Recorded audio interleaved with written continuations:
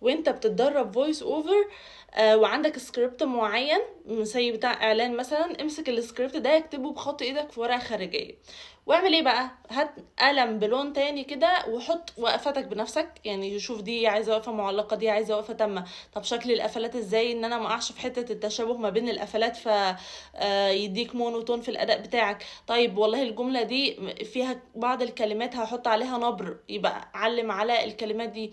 الجمله دي انا هطلع بيها بسلمه معينه، الجمله التانية دي محتاجه اتكلم فيها بسلمه معينه، السرعه بتاعتك هتبقى عامله ازاي. ابدأ ادرس السكريبت في ورقة خارجية وابذل فيه شوية مجهود، هتلاقي شوية شوية ان انت بتعرف تأدي من غير ما تحتاج ده.